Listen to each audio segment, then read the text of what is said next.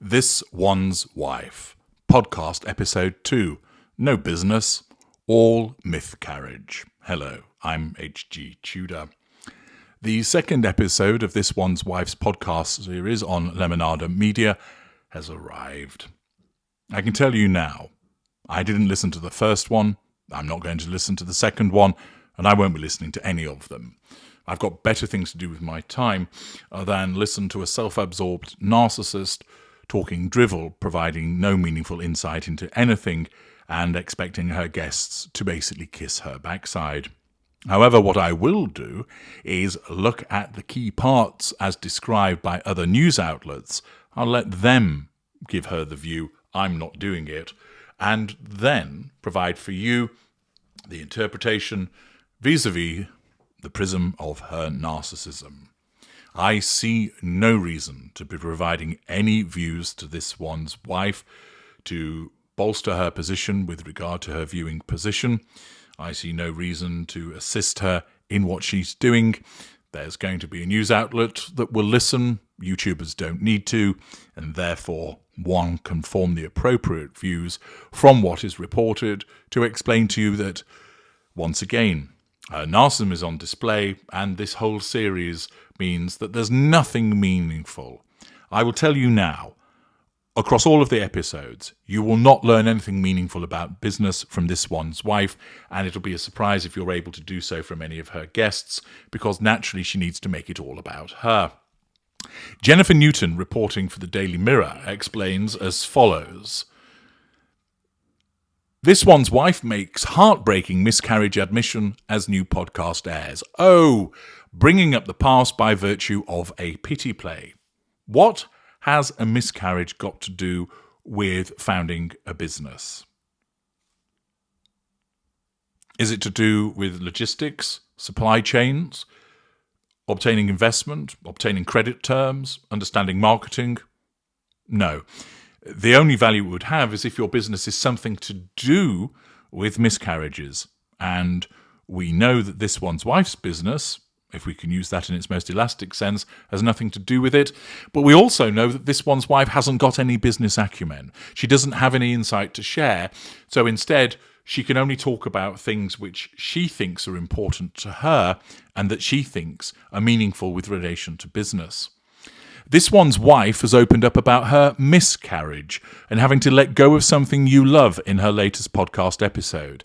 Quite what that's got to do with confessions of a female founder in relation to actual business is anybody's guess. But as you know, you're not going to get any business insights from This One's Wife. All you're going to get is the self-absorbed claptrap designed to make it all about her.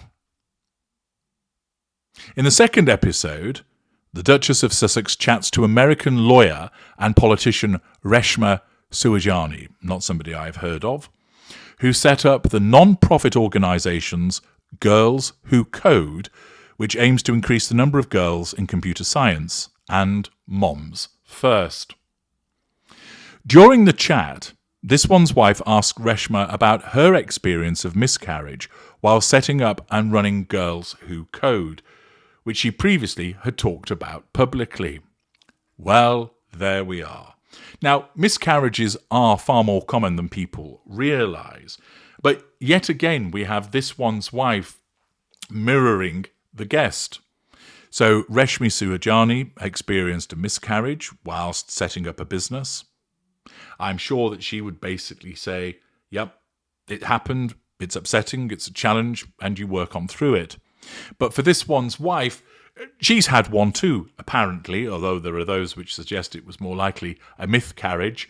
And naturally, because it's something that has either has actually happened to This One's Wife or has been invented by This One's Wife, she brings up the past as she mirrors this guest once again. She did it in the last episode with regard to her postpartum preeclampsia, mirroring Whitney Wolfe Herd in circumstances where there's no evidence to support that This One's Wife ever experienced that health condition.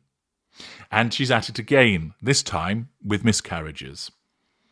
This One's Wife, the report states, also suffered a miscarriage, revealing a heartbreaking ordeal in an essay in 2020, which, if my memory serves me correctly, the words of which she plagiarised from somebody else, and it took place a year after Prince Archie was born.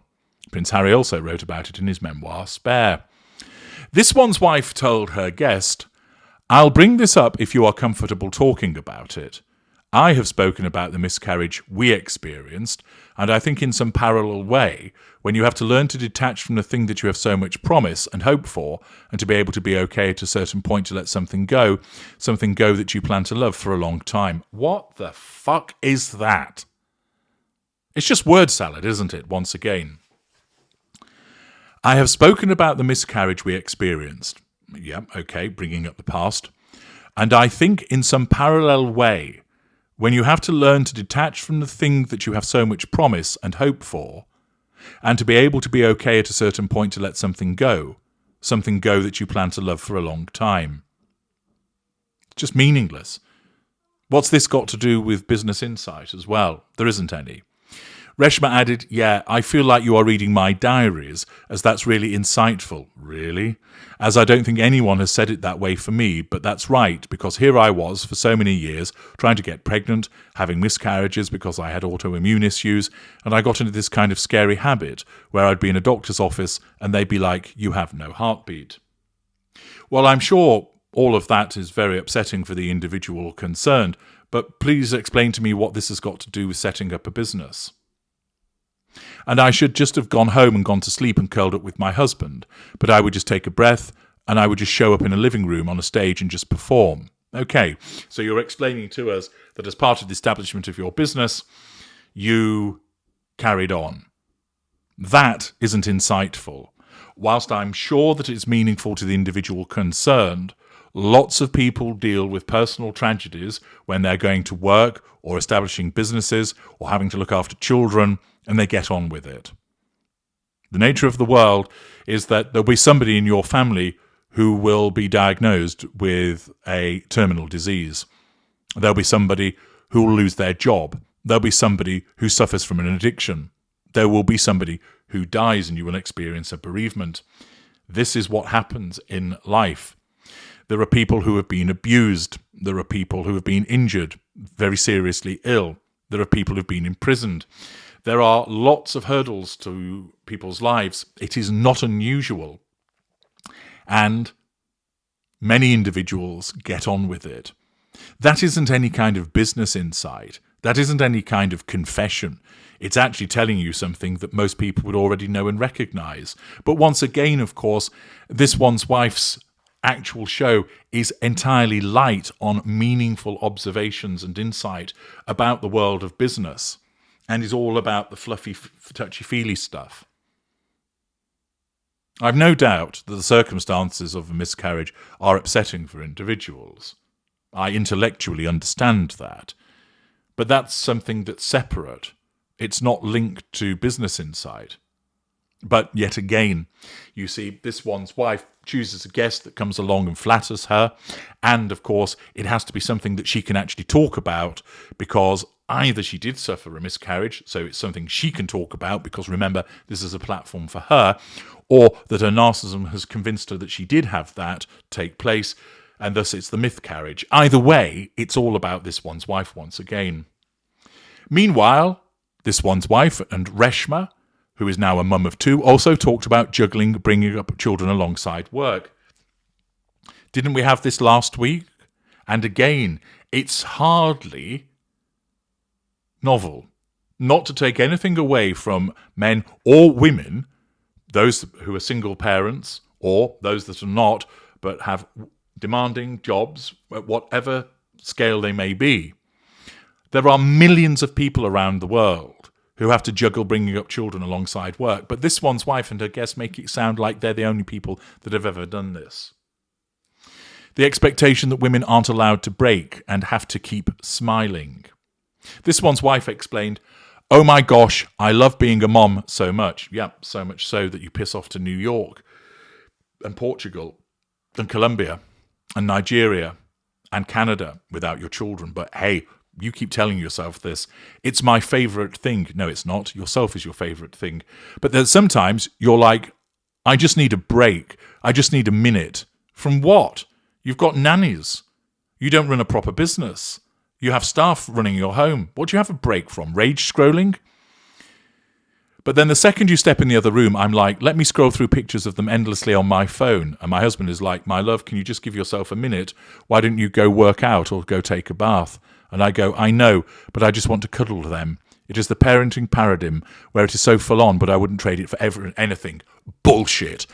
Pure, unadulterated bullshit. This is her narcissism making up another supposed disclosure about her family life.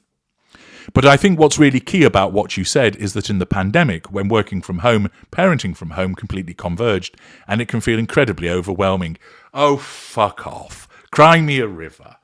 I'd rather hear from somebody who's actually a single parent that has established a business and that doesn't have a staff, doesn't have nannies, doesn't have millions in the bank, problems of the privilege. Fuck off. That is a lot of growth. Not for you it isn't, but you think it is. That takes people a tremendous amount of time to settle into being able to do that and to not feeling rattled when the phone's not ringing, to not feel rattled when you've stepped out to the light, so to speak. But as you step out to the light, dross, isn't it? You're actually stepping into your own light. Hang on a second. So you're stepping out of the light and into your own light in a different way and creating space for someone else to be in the light. I don't think I've come across somebody who talks such pure, unadulterated word salad shite as this woman. But as you step out of the light, you're actually stepping into your own light in a different way and creating space for someone else to be in the light, which is probably the largest purpose of us all being here. Right. So what do we have? We have mirroring. We have bringing up the past, possibly of a fictional event. We have self-absorption. We have word salad. We have no meaningful insight in relation to business. And this is just a section of her talking about herself once again. We don't really get to hear much from the guest. There'll be other aspects of this podcast to share with you, but this is the overwhelming impression that has come from episode 2. Namely, it's this one's wife talking about being a mum, talking about the fact that it was difficult to balance work with a miscarriage, and demonstrating that she hasn't got a fucking clue. That because of her absence of emotional empathy and the self-absorption caused by her narcissism, we're subjected to this kind of dross. Nothing about business, all about her once again. I'm H.G. Tudor. Thank you for listening.